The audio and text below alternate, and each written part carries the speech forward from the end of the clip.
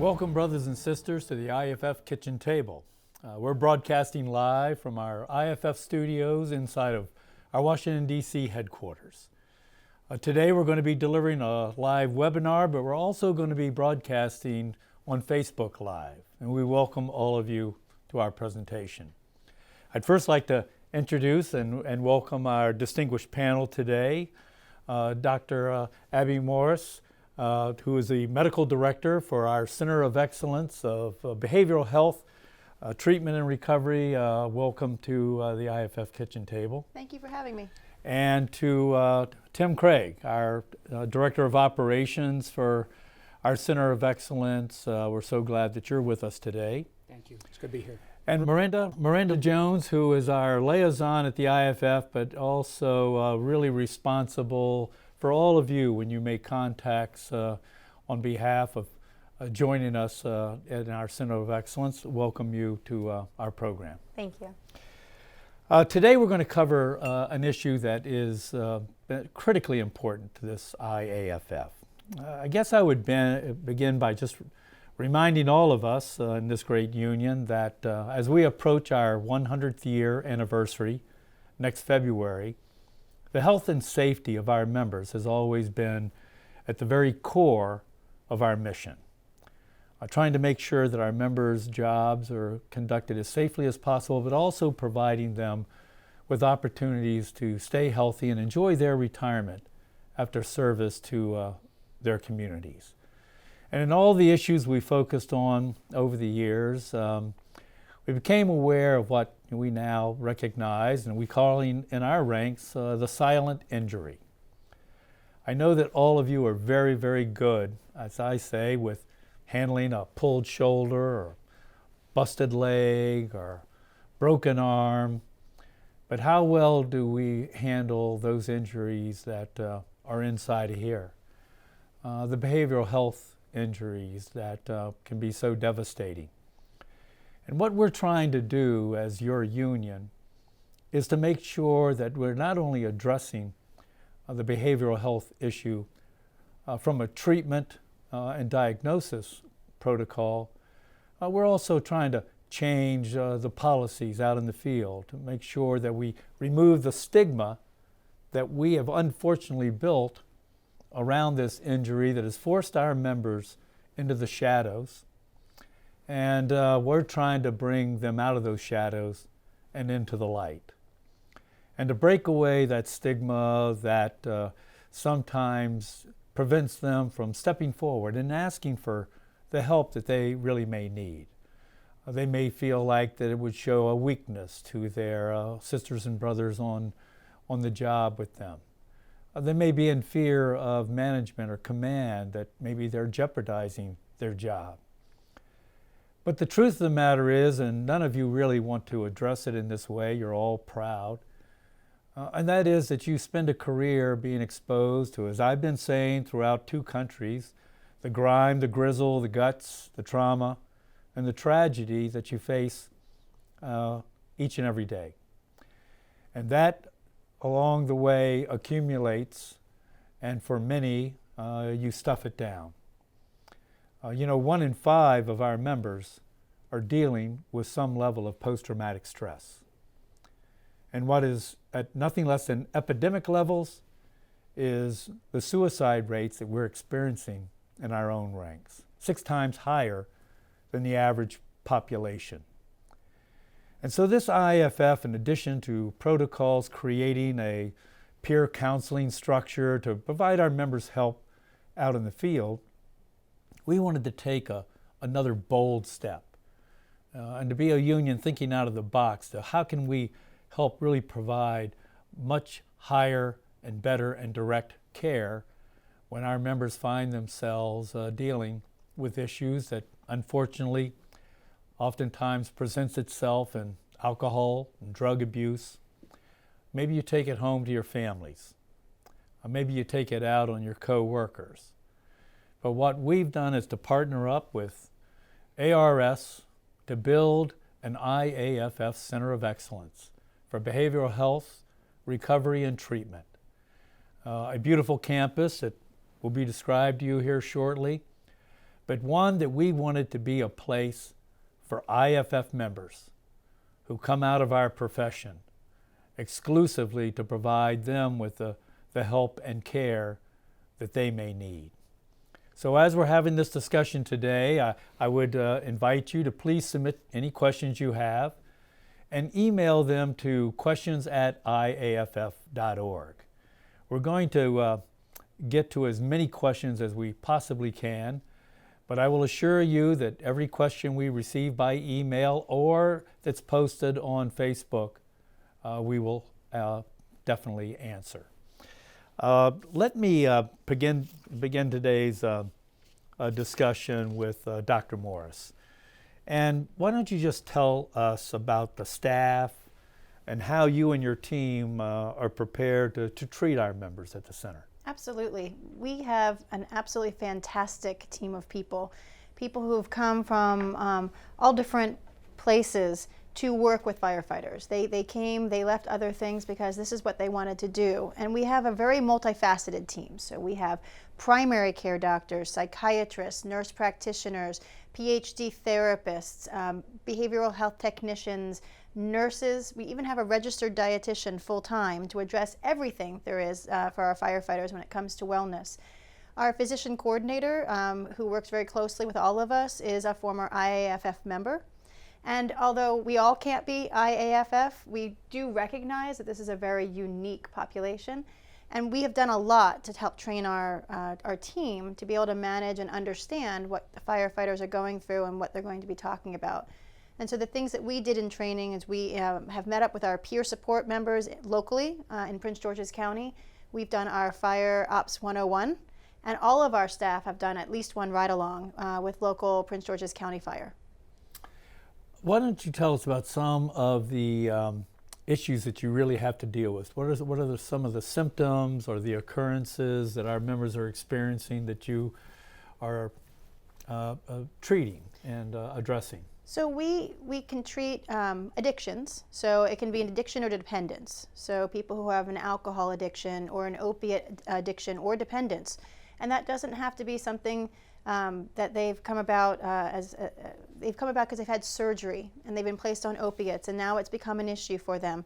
We also treat PTSD, post-traumatic stress disorder, depression, bipolar, obsessive compulsive disorder. We can treat addictions other than on drugs or alcohol. We can treat sex addiction or pornography addiction or gambling addictions as well. Social anxiety is a diagnosis that we were not expecting to see in such high numbers, but I think it's driving a lot of the depression and the addiction that we're seeing in the firefighters that are coming to the center. So it's very varied.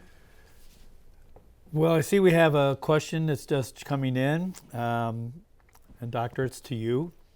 Does the member have to be pre-diagnosed with PTSD or substance use disorder to be accepted to the center? No, they don't.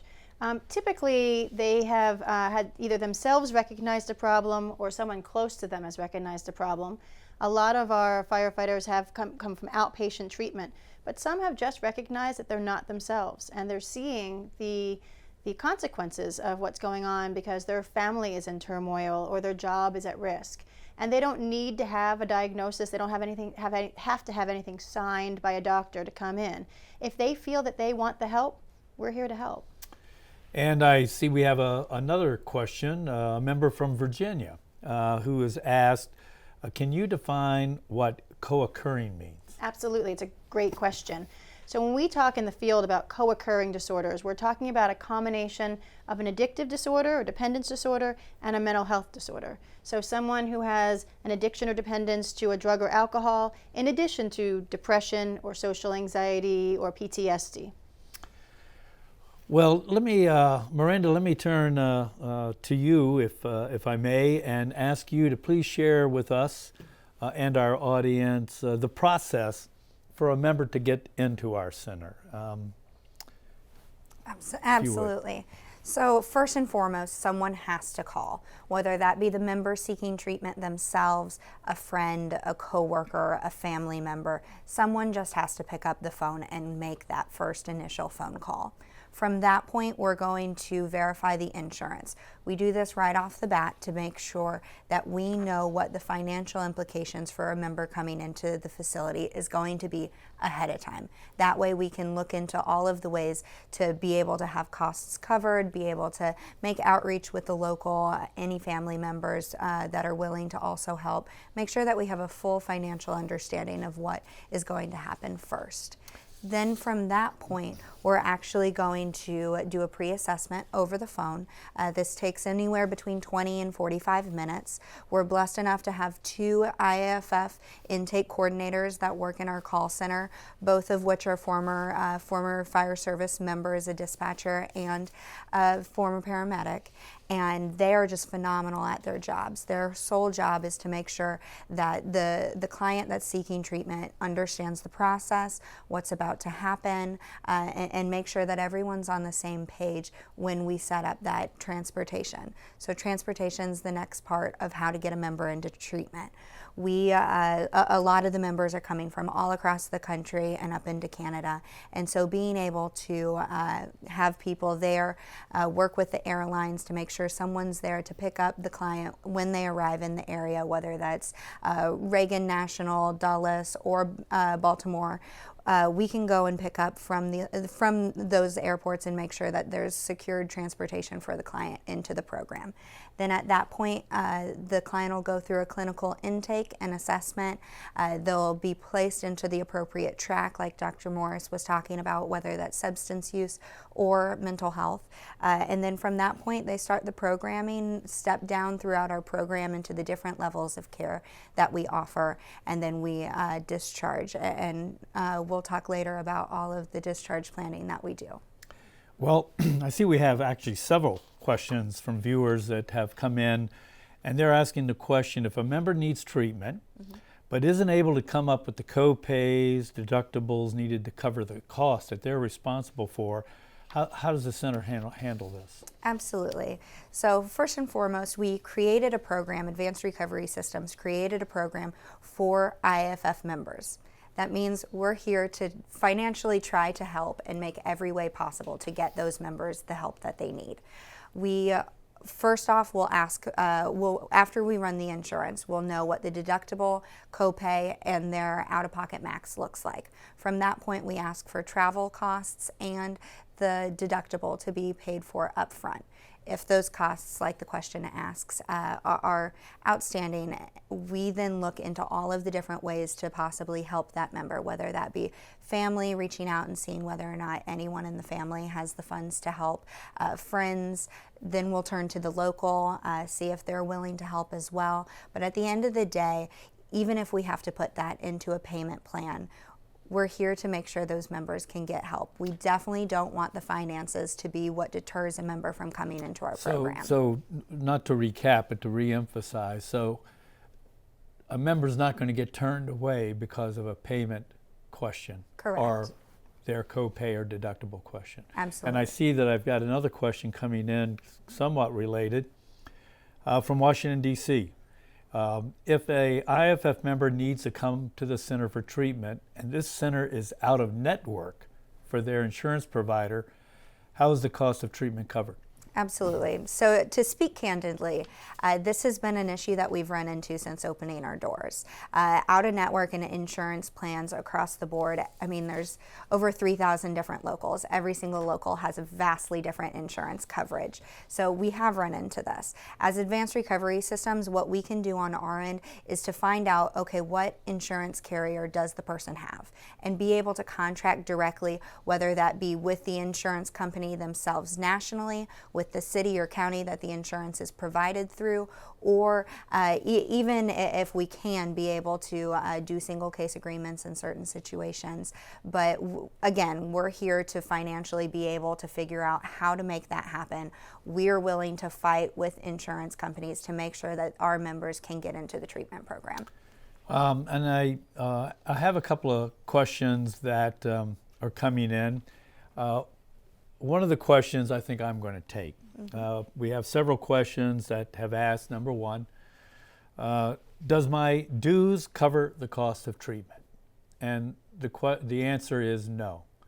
Your dues nor the IAFF itself is part of covering the cost of your treatment. And mentioning those that may feel like that the center could really be of help to them, I would invite you, if you feel in need, or if you have a co-worker you think needs help and can encourage them, just call the number on your screen. I think we're showing that here periodically, and there'll be those professionals at the call centers that are standing by to take your calls, and will begin the process to provide you with the help. But we also had another question, and knowing our members, they tend to be very direct and very candid. And the question is, what is the IFF's financial interest in this? I want to make this very, very clear. In great partnership with ARS, the IAFF has absolutely no financial interest in this partnership or in those that are coming to our center to receive care and treatment. We're not receiving any kind of resources, no income, no type of royalties, nothing in any substantive way is coming to the IFF.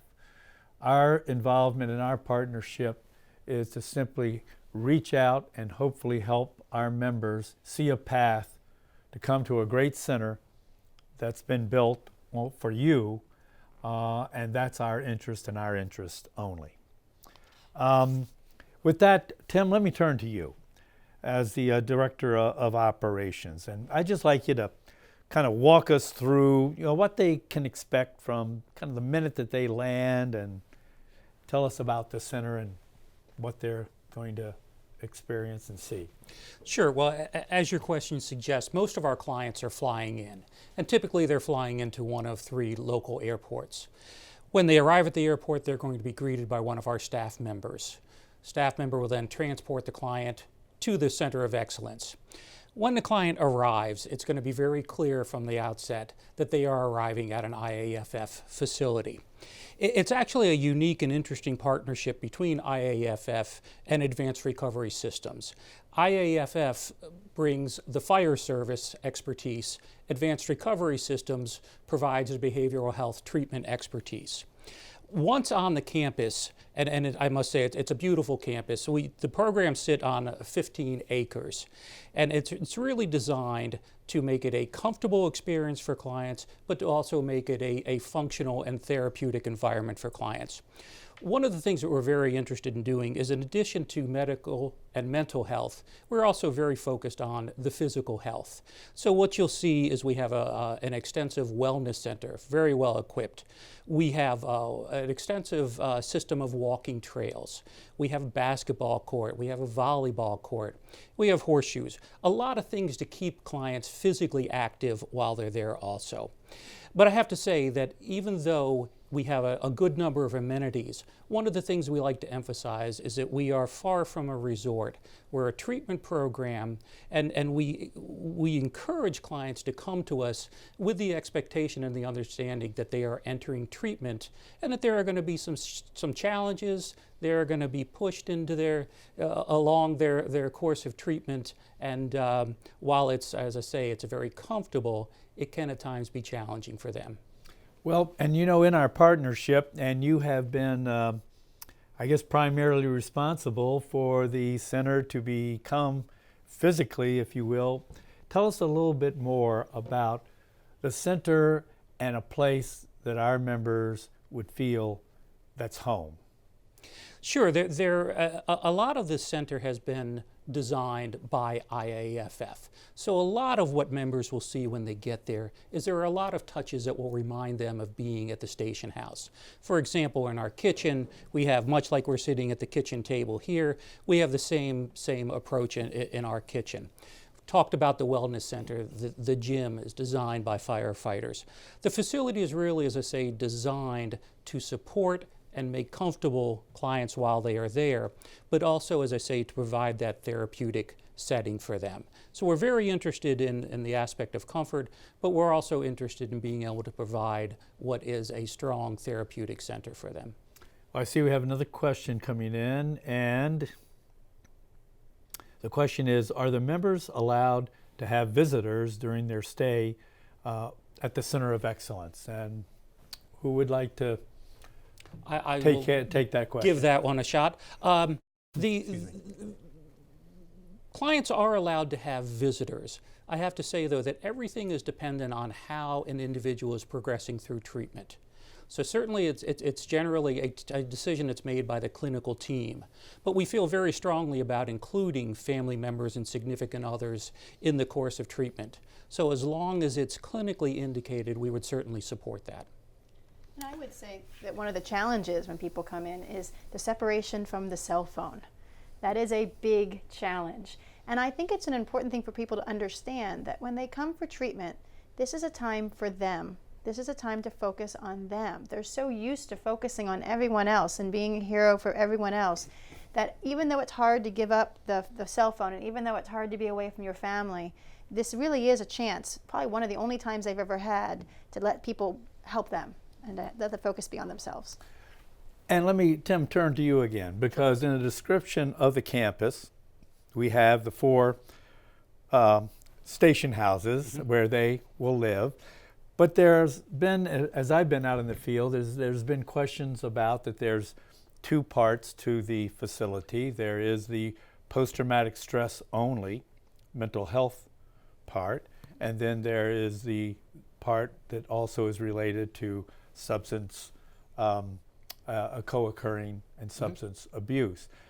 How are they able to interact, if at all? Are they able to are they separated? Can they be together? How does that work in real terms? Sure. It'd probably be good if I step back and talk a little bit about the 2 different programs that we have. And they are separate and distinct programs from a clinical standpoint. The substance abuse program is for individuals who may have a substance use disorder or may have co-occurring disorders, as Dr. Morris described earlier. We also have the mental health program is for individuals who have a primary mental health diagnosis. So we do, by regulation, by state law, have to house individuals differently. But apart from the time where individuals are sleeping, we feel strongly from a clinical standpoint, we want the clients interacting as much as possible. All of our groups are designed for the clients to interact. The meals are all designed so that clients interact. So the interaction is going on a regular basis. It's only that time when, as I say, when they are sleeping. In terms of the housing, the substance abuse clients would typically, as they progress through treatment, they might move from one level of care to another and also move from one house to another. All of our mental health clients are going to be housed in one station house and would progress through treatment in that same station house. Doctor, what does the medical assessment entail? I hear about question. medical assessment, but what does that really entail? It's quite comprehensive, and I think that can be a bit of a surprise for people when they first come in. I would say the first several days of when you transition to the center are going to be taken up by meeting with the primary care doctor and having a physical examination, getting your blood drawn so that we can check your electrolytes, your thyroid, your liver function, your kidney function, your testosterone levels, your blood sugar. And then you're going to meet with the clinical staff, you're going to meet with the psychiatrist, you're going to meet with the therapists who are going to do a series of screens to see how severe PTSD and whether or not there's a mood disorder or an anxiety disorder that's underneath a lot of this. If we find on those screens that there are problems, we have made referrals to our pain management team outside the center, dentists, endocrine doctors. We also may ask for a release of information so that we can contact previous doctors so that we have a good continuity of care from before to during to after. So it can be quite comprehensive. And I see we also, kind of related, have a question that's come in concerning medications. And the question is, do they bring their own? If they're on medication, are they prescribed medication while they're there? How does that work for our members? So it's always helpful if the member either brings a list of the medications that they're on so that we can see how they take it. Is it in the morning? Is it twice a day? What's the dosage? Who's prescribing it? What is it for? But if they don't have a list or can't bring a list, they can bring their medications for reference. However, once they're at the center and orders are put in by the medical doctors, we have a pharmacy that delivers directly to our center twice a day. And so all the medications while they're at the center will be provided by that pharmacy. If a member is on a particular kind of chemotherapy or an infusion of some kind, and it's not as easily available, then we would want them to bring it. But those are the kind of things we want them to tell the intake team. Tell them on the phone when you call, hey, I have this special circumstance with a medication and I'm not sure you'll be able to get it. And we'll make sure ahead of time that the appropriate provisions are put into place. We do discourage people from bringing opiate pain medications, or even if they carry a medical marijuana card, we cannot have or house or store any medical marijuana or controlled substances on our facility. If somebody has that as an issue and they want to come off of their opiates, we will order and provide a short-term taper of either benzodiazepines or opiate pain medications. But we don't store the patient's home medications in that case. I have another question that's come in, and the question is, do you offer detox services, or does the member have to be detoxed prior to arrival? So we do offer detox. In fact, we think that's an important part of what a lot of firefighters are struggling with when they come in. That can be a very uncomfortable time for many people, not just firefighters, when they're going through a situation like that. And we do have medical buildings where there's 24-hour care and supervision. It can be very comfortable. That may be a time where they're not attending groups because they're physically not feeling up to it. It's a time when they can have their vital signs monitored much more closely. So yes, we have 2 medical buildings that can house people who are going through the detoxification process, and that could be the first place they start if they're in a substance abuse program. Myrrhanda, I think this question likely should be to you. We have a question from Facebook. Okay. The question is, if the locals sends an HIPPA release form, can the local be used as the primary point of contact on behalf of the member? Absolutely. As long as we obviously follow HIPAA laws very, very thoroughly. As long as there's a release of information from the client in correspondence with a union member, we absolutely can use that as the primary contact and make sure that they're kept up to date with all of the travel arrangements on the front end, anything that we'll need up front, and then also throughout treatment as well. Tim, let's get to the end of a program. Maybe I should ask that question first. What does our center and what does the program provide as a member finishes with their treatment at the center? What have we prepared or developed for them? I think there's 2 parts of that. There's the practical part of that. Where is that member going home to? What are the services that are available for that member when they go home? What are the families expecting from this member when they come home? How are they going to be different, and how are they going to fit back into that family setting? So they'll meet with a case manager, and they will start to figure out the logistics. Who's going to be the psychiatrist? Who's going to continue to write the prescriptions? Who's going to be the therapist? Does that firefighter need specialized treatment? Do they have a sexual addiction that needs to be addressed post the center? Do they want to continue with their AA or NA or SMART recovery programs?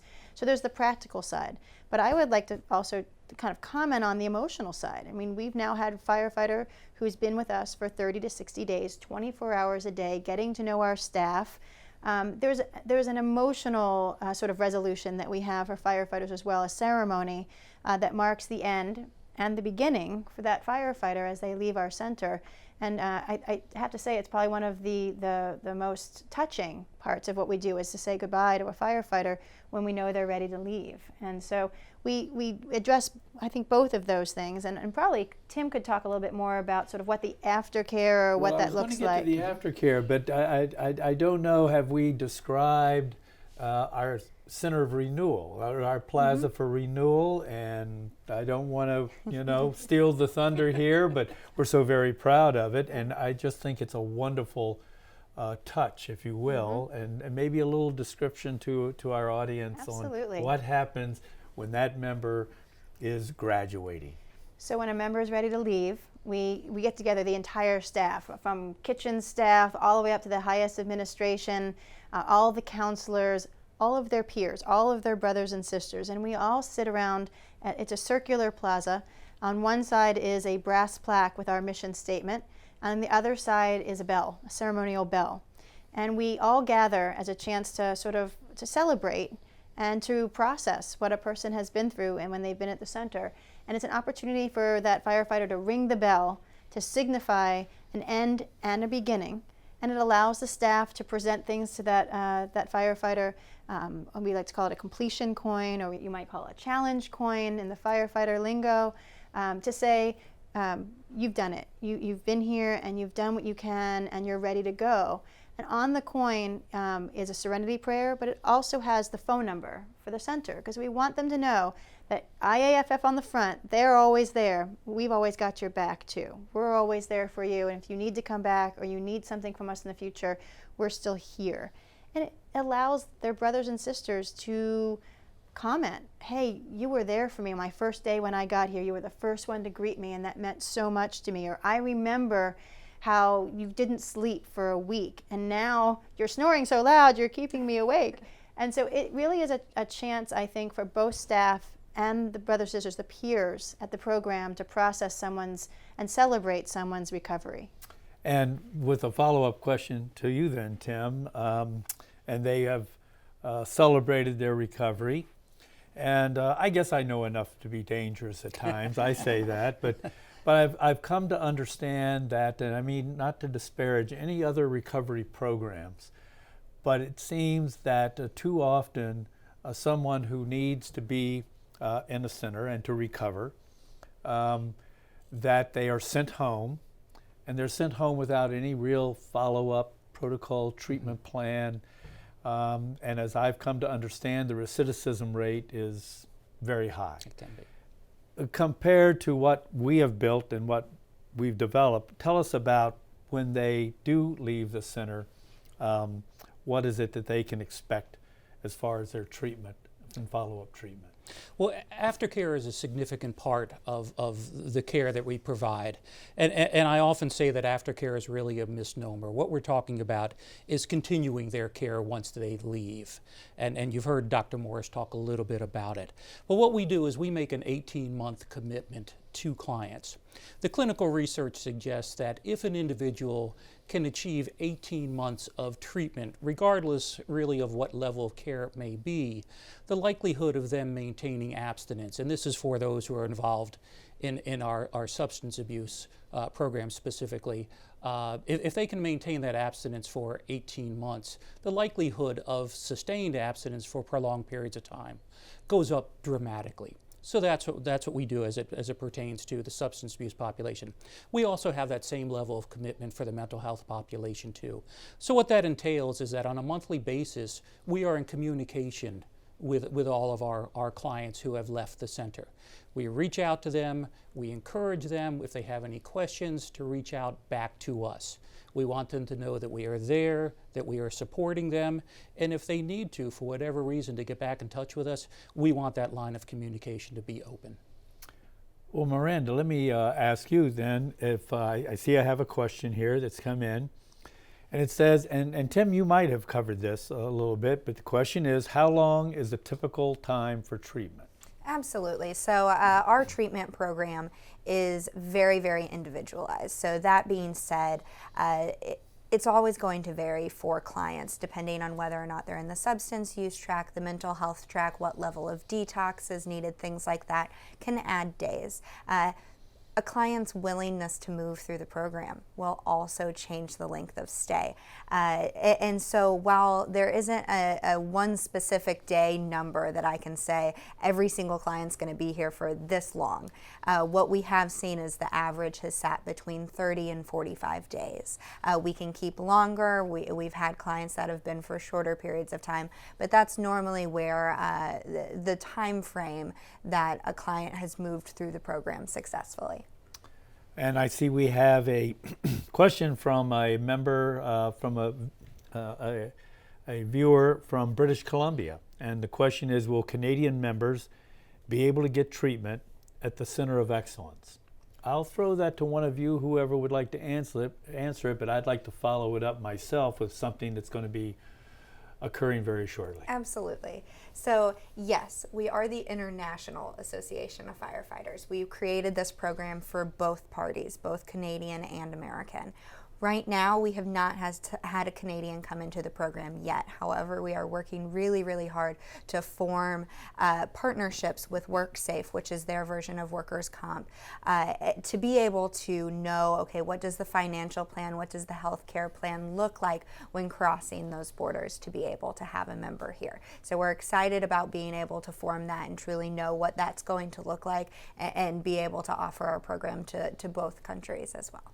And I'd like to give a shout out, and I'm sure that it'll just be the first of many, but we're very proud that Ontario and the leadership, our leadership there, has arranged for the Minister of Health, along with several members from the fire chief community, as well as our union, and some of the staff from the Ontario government, from the health department, will be coming here to the IFF, and they'll be arriving next week, and they're going to be touring the Center of Excellence, and to do so with the goal of the Ontario government and its healthcare system approving, hopefully, the ability for our members in Ontario to be covered to come into the center.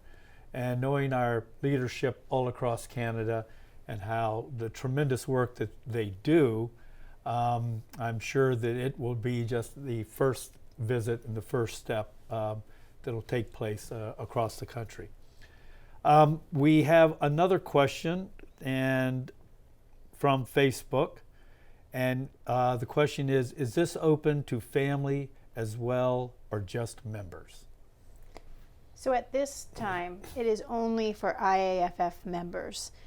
We really want this to be a population that comes in that's therapeutically really designed for the firefighters. And although we recognize that there are family members that have stressors, that have mental health problems or addiction and probably need that help, at this time, we really want to keep our focus on firefighters and IAFF members are firefighters, paramedics, dispatchers, who are all part of IAFF. And something to add to that, Advanced Recovery Systems, the partnered company, does have 8 other residential general population treatment facilities. So while we do run this facility specifically for IAFF members, if there ever was a family member, a child, we do have the ability, we have both adolescent and adult Myrrhanda, general I think that's a very important and a great point to make, and that is they may not be able to come into the IFF Center of Excellence, but we can help to put them into an ARS center that will have the same high level of quality of service and medical care. I'd also like to make it clear, though, that when we say IFF members, that is anybody who is or has ever been an IFF member. So this is open to our active retired members and also our members who are members of our alumni. If you have been, and we have the database for everyone, if you've ever been or are, of course, an IFF member, you're eligible to come to our center. I have another question, and I guess I'll take this one. It says, will this center be able to do research in addition to treatment? And that's why we really named it the Center of Excellence, because not only will it be providing the care and the medical, the clinician, the treatment that is required, it's also a center that ARS has provided so that we can do the intellectual work there. We can bring our advisory board there. We can bring our instructors there. We can do our peer counseling work. We can develop the various protocols and policies that we're going to be attempting, working with our leadership out in the field to put into place. So it was a great question, and yes, we'll be doing an enormous amount of research and hopefully taking the work that's going to be coming from the effort that comes from our advisory board and translate it into a policy book that will then be distributed through our membership. All right, we've got questions coming in, so let me, I have a question. Is the center at capacity, and how many can you treat? Tim? We are not at capacity at this time. We are really ramping up. We have the ability to treat a total of 64 individuals at any given time. Our specific license for the mental health population is 12. So we have 12 specific beds for that population, and then 52 for our substance abuse population. So we are not at capacity, but we are moving in that direction, and we've been pleasantly surprised so far with the response that we've gotten to the program. And is it correct that, and maybe it's I can't help myself, is it my understanding though that with our post-traumatic stress mental health capability that we're operating much closer to capacity than our substance abuse and That is correct. We've seen a very good response to the mental health program, which is where we would be treating PTSD, depression, things along those lines. So that has, from a proportionate standpoint, the response to that program has been very significant. Well, I guess the question from Virginia is, I guess, related to the answer, but I want to make sure I ask the question. What has been the response so far to the opening of the Center of Excellence? Are IAFF members who need help utilizing this valuable resource?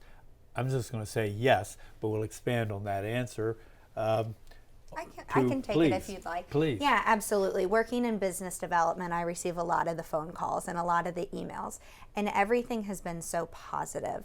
I can say this is, honestly, I can say I absolutely love my job. I love working with the union and just all of the members because everyone is so excited to get their members, one, the knowledge of our program, and two, to get the members who are seeking help this treatment that they really do need. So from an outsider's position, absolutely, the center the response has been just overwhelming at times. I can say my phone rings off the hook a lot of the days. But again, just one of those kind of plugs. If anyone has any questions about the program, about the process, about our clinical programming or anything like that, please feel free to reach out to me. I know my email has been on slides, if not right now, but please don't hesitate to reach out. You call into the call center. There's an option for general inquiries. Please just call and ask that way. Being proactive as local members, as the union, and as the client, knowing what the options are, what we have out there.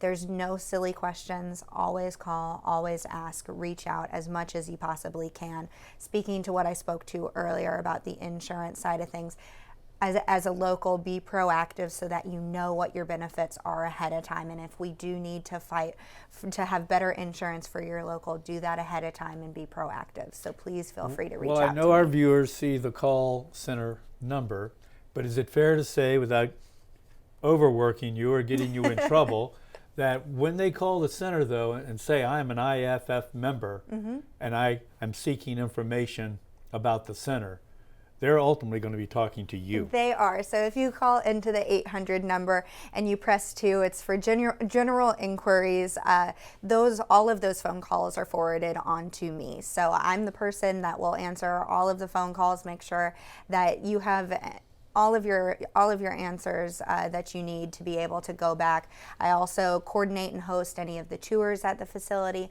So any locals that are wanting to come out to the facility and see what we do and see our program, please feel free to contact me about that. The other fun part of my job is I get to go out and come into locals and talk and present on behalf of the center. So if that's ever a need, please, again, feel free to reach out to me. I have a question here from another Canadian member, a viewer. Will there be any thoughts on starting a center in Canada or in western part of the U.S.? I'll take that question. I'll say that our partnership with ARS and its chairman, Lewis Gold, Dr. Lewis Gold, who we began this whole concept with a discussion. I can tell you that his commitment, as long as this initial center is successful, which we are more than confident it will be, we know the need is out there. ARS is committed to partner with us to begin to establish additional IAFF Centers of Excellence. So the answer to the question is yes. But we are a little over 4 months, I guess, up and operational, and we're having a great experience getting our legs under us, if you will, and as anything, working out a lot of the details because of the uniqueness of this relationship and partnership. But with this successful enterprise as a start, in Upper Marlboro, our full intention is to build these out geographically so more of our members have more access. We have a question. I will see who wants to answer it. It's a great question. Can you state why you think this facility can better serve this population if insurance providers are challenging the need for services out of their general area? I can talk about two parts of that. So we're not only unique in the sense of just being IAFF, we're also fairly unique to providing residential services for post-traumatic stress disorder. In the past, we've been able to find medical necessity, that's sort of the term that insurance companies will use, to provide a high level of care, typically inpatient, for people who have depression with suicidal ideation or people who have psychotic disorders. But there are very few, if any, residential treatments for post-traumatic stress disorder. And I think that because we serve a population where having post-traumatic stress disorder makes sense from what you do every day and what firefighters are exposed to every day, I think that that's one aspect of it, that we are residential long-term treatment. We can provide that sort of longitudinal treatment for someone with post-traumatic stress disorder away from work, away from the stress of family and financial things at home. And two, what we've learned is that firefighters trust each other immediately. The minute they come on, there are firefighters who will greet you. They will walk you through the program, and there's a sense of relief and comfort. And you take a person who typically doesn't talk much about their feelings. All right, I've been on my ride-alongs, I've sat in fire stations. It's not a place where people typically open up about how they're feeling. But when everyone there has been where you've been and does what you do, it's so much easier in a group setting for the firefighters to open up. We thought there'd be resistance to groups. I don't want to go and talk in front of people, but that's where people really shine. That's our strength. The guys, the firefighters love our groups, and I think it's because they're with their brothers and sisters, and there's an immediate identification with that. I don't know if there's something more you wanted to add to that, Tim? Well, what I would kind of piggyback on that with is that we are the only treatment facility in the country that's providing services exclusively to firefighters. And it's interesting that we're starting to see feedback from clients who have come through and completed the program. And what we're seeing that in addition to appreciating the medical care, the clinical care, what they're also saying is that one of the most significant aspects of the program to them is that they are there, as Dr. Moore says, with their brothers and sisters, their brother and sister firefighters. That for them is an incredibly reinforcing component of the treatment. And for many of them, they will say and acknowledge that in the challenging first few days and first week or two of care, it's being with fellow firefighters is what has actually contributed to them sticking it out, staying with the program, and ultimately completing care. Myrrhanda, I think this may be in your wheelhouse. We've got a question here. It says, can you please take a moment and talk about the confidentiality process you have and how to reassure that members can feel safe to attend without fear of information getting back to their department? Absolutely. So a lot of times confidentiality is a primary concern. So one, all of our call center, calling directly to me, all of that is confidential. I cannot have a conversation with a member seeking treatment, then turn around and reach out to the local. If they want to get the local involved, that is their choice. But Advanced Recovery Systems, the Center of Excellence, at no point legally can tell anyone about a client's outreach, about any part of their medical records, any part of the assessment. I mean, Tim says this about members, union locals that'll call into the center and say, "Oh, is so-and-so there?" And his response is always, "No, I can neither confirm nor deny that that person is here." And so confidentiality is at the center of our focus, because some people do want to include their local, but sometimes they don't. Sometimes they don't want to know. They don't want them to know about that. Now, we do have an interesting kind of predicament there with having to make sure that leaving for work is taken care of ahead of time. So while at no point we have to give up their confidentiality, we do have to make sure that all of that is set and in place before they come. Well, we've got the questions rolling in, so let me see if I can get to them. I'm not forcing any shorter answers at all, but we do have a lot of questions. It's really great to see the interest that our viewers have. From Facebook, I think to you, Dr. Morris, do co-occurring disorder clients fall on the addiction or the mental health side? Great question, and we hear it a lot. So because of licensure, it's not necessarily our choice on the clinical side of things, but in the Maryland state licensure, anyone who has a substance abuse problem, whether it's co-occurring or alone, are going to be considered in the substance abuse program. So to be in the mental health program, there's no addiction or dependence problems identified. So that would be, again, depression, bipolar, anxiety, PTSD, OCD, social anxiety. So we have that separate. If you have any kind of dependence, again, it doesn't have to be an addiction. There is a little bit of a difference.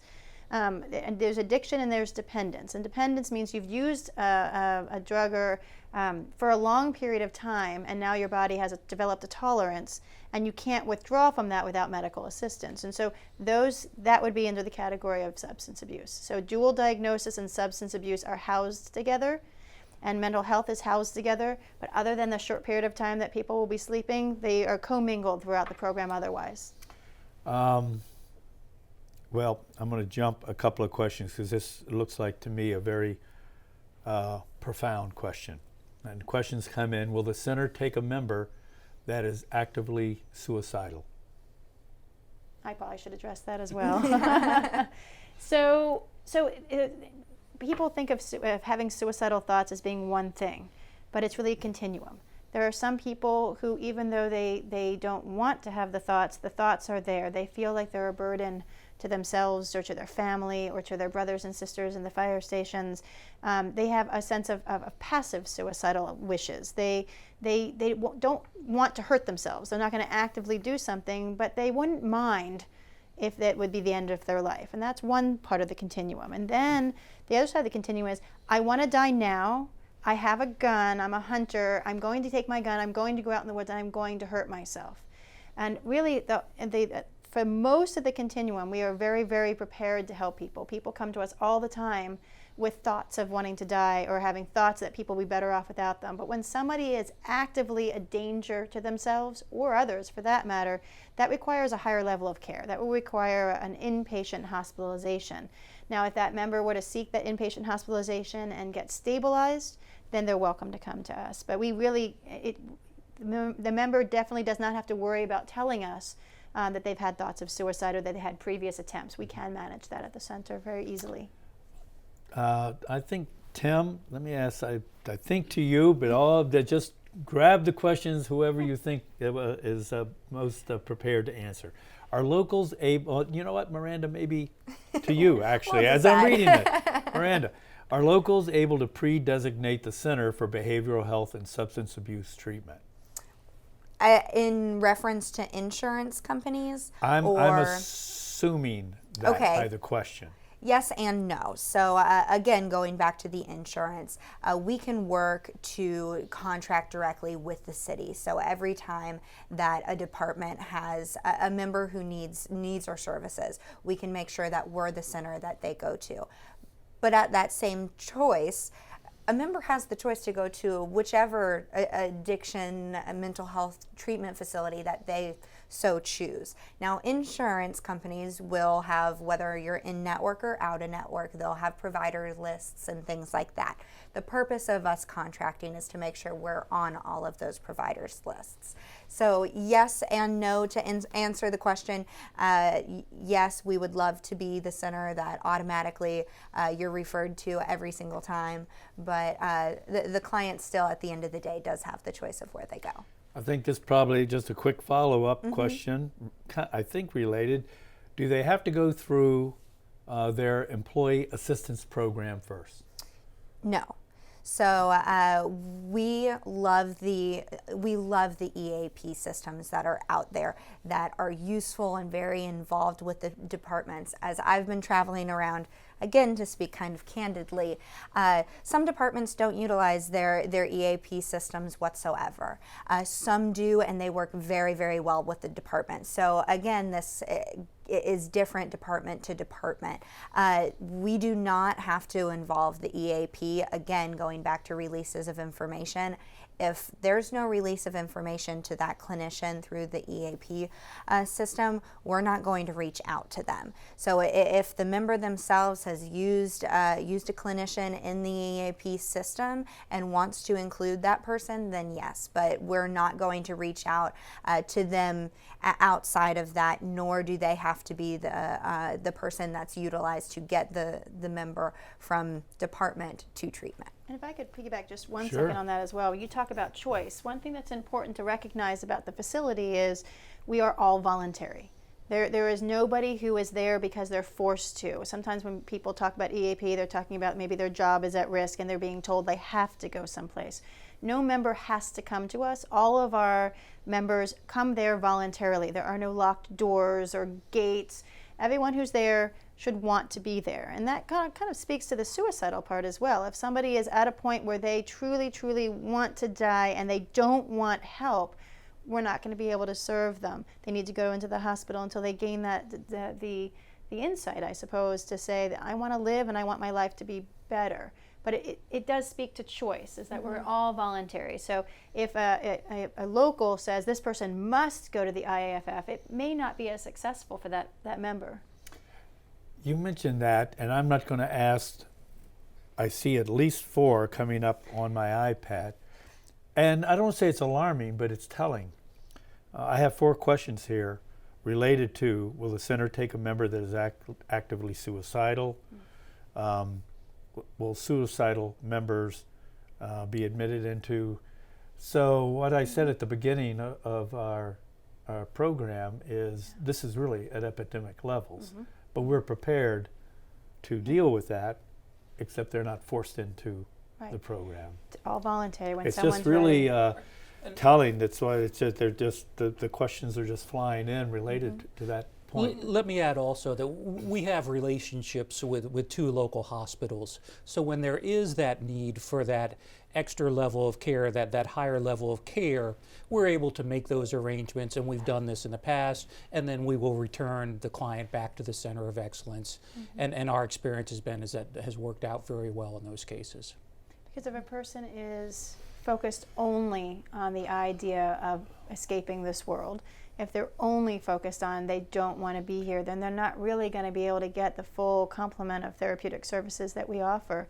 We really, at that point, that person deserves a higher level of care. They need that inpatient hospitalization until they're at a place where they have a future focus. They can see past today and past the problems that are in their immediate and can start working towards a better future. As we're getting toward the end of the program, let's try rapid fire here, because I hate to leave, but I will tell again, Let's go. brothers and sisters, the questions are coming in. We will respond to the question. I have a question here. I think it would be for you, Doctor. I'm not even sure what it means. Does the center offer EMDR for PTSD? So yes, EMDR is an eye movement therapy. And that sounds strange, but there is a lot of evidence-based practice to show that a particular type of therapy works for PTSD. And many of our members, when they come to us, have either had some experience or a lot of experience or have heard of EMDR, and they are interested in it when they come in.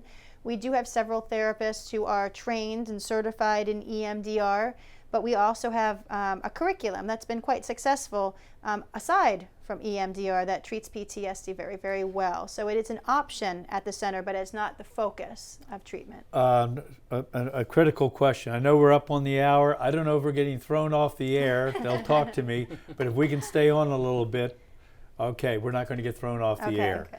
All right, because we have some questions here I think we need to try to get to. Question: what should I do if I know someone who needs help right now? It's so important. Call me. Yeah. Call me. Call the call the center. call center. Call the into the call center. center. We have 24/7 staff intake coordinators that are always there to answer questions. That's the beginning step. Please, please, please call. From the 14th District, does the IFF have any education for local membership to catch the signs and symptoms early and start the process early?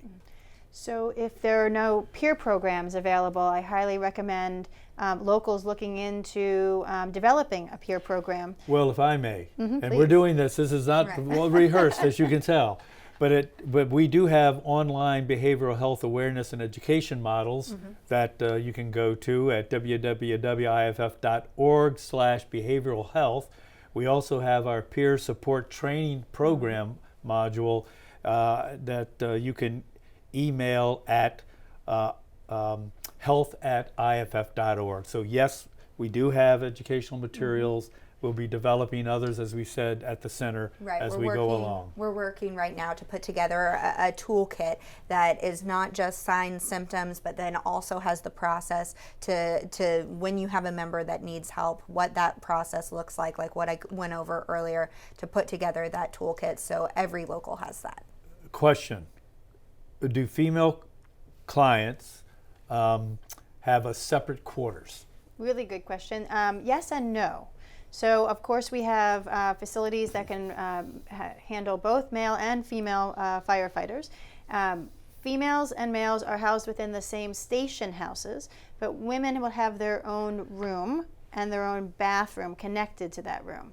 So if there's more than one female firefighter, they would share that room. If there's only one female firefighter, the men are on this side with their bathroom and she's on this side with that bathroom. So there is some privacy. There's also staff 24 hours a day at each of the station houses to make sure that there aren't any issues with that. I mean, some people have trauma that's not just from being a firefighter. There may have been trauma in adolescence or in childhood, and if there is a member who has a particular concern about housing, that is something, again, when they make that phone call and ask for help, to make sure that we're aware of so we can be prepared ahead of time.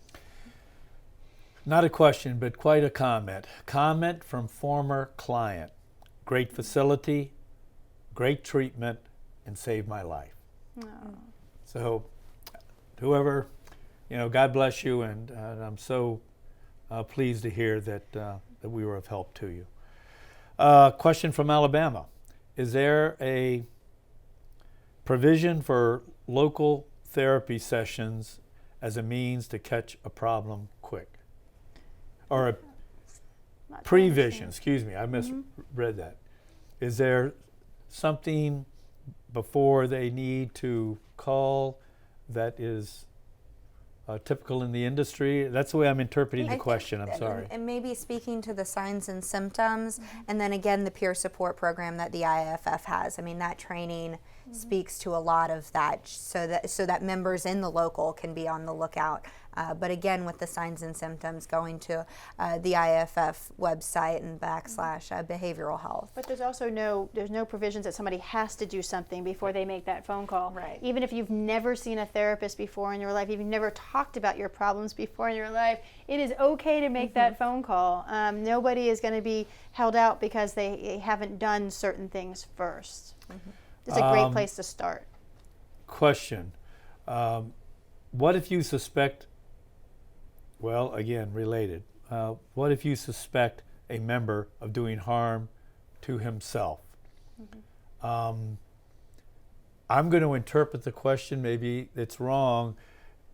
Can others call in? I understand the HIPAA and the confidentiality, but do you have those that may call in because they're concerned about a member that is in trouble? Absolutely. So in that situation, yes, someone can call in and say, I'm really concerned about this person, and then there's steps that our intake coordinators know to tell them to go through to be supportive, to not leave that person alone, make sure people are checking up, things like that. Yeah, that's something that we come in contact with quite a bit, actually. And we also talked about that continuum of self-harm, and we talked only about suicide, but there are people who do things to harm themselves that have nothing to do with killing yourself. Some people will cut their skins or, believe it or not, burn themselves in a way to feel something. They feel so bad or so numb sometimes with PTSD. They will perform things that are self-harming, that is not suicidal in intent. And the same thing, if that is a problem that you suspect someone has, reach out and make that phone call and see how you can get that person help, because no one deserves to feel that way. No one. I think we may have touched on it a little bit, but I do have a question from Oklahoma, and maybe it needs to be just repeated or reinforced. It says, can the center suggest local places in each state that can help a member that can't get insurance coverage for the IFF Center of Excellence? Yes. So Advanced Recovery Centers Systems, being a national company, we have a team of business development associates that live all across the country, whose sole job is to know the clinicians in the area, the outpatient programs in the area, the intensive outpatient programs, even other treatment facilities that are in the area to be able to refer out to. We call this our preferred provider list. That was actually the role that I had prior to taking this job. So we have those people, again, family members that need an outpatient clinician, anything like that, we have the ability to refer out to those programs. Rapid fire, does the center pay for travel costs? No, we don't. We ask for deductible and travel costs up front. Paying for travel costs in an upfront way as a company is considered enticement, and we are by no means buying clients. And so this is, again, going back to what Dr. Morris was speaking to. This is a voluntary program. Because it's 24 hours, if someone can find a cheaper flight that's at 2 in the morning, we can accommodate that. Pam, I'll throw this one to you. When should a member, and it really maybe the doctors, but when should a member seek treatment at the facility? My members see this as a last resort. Well, I certainly don't think that they should wait to see it as a last resort. Whenever they have a concern, they should certainly reach out to that number, and they can get information and some guidance by contacting that number. Well, listen, we've run a little over time, but this is so important that I wasn't worried about trying to keep it to the hour. We have a lot of questions that have come in. I will assure our viewers we will. I guess we can. I should know this. I know we can answer every email question. I'm not sure if we can answer every Facebook question. They're telling me yes. I should have known that. But okay, so we will answer every question that we're receiving. But and we're going to have this program available online. We're going to be, we'll package it up, we'll push it out so that the members who did not have a chance to join us today can access it, or our locals can maybe capture it and use it at one of their meetings. But let me just say that I am just so proud of the center. I can't say enough about the quality of the facility, which it's just amazing, but the quality of the staff, the medical directors, staff, the clinicians, the entire staff out there that I've met so many of them. We could not be prouder. This is really important. I started off by talking about this union's responsibility for over 99 years now. And, we've worked so hard to do everything from focusing on the turnouts you wear to make them as as effective and as safe as possible. The SCBAs on your backs, the apparatus you ride. You know we're focused on the scourge of cancer within our membership. But this work for that silent injury that we know is occurring and that our members are experiencing is something that we are completely focused on, and this is such an incredible operation and opportunity to provide that kind of assistance, treatment, recovery, and to get our members on a good path of health. So to all of you out there, I wish you nothing but great success. Stay safe on your shifts. I'll look forward to seeing you in my travels.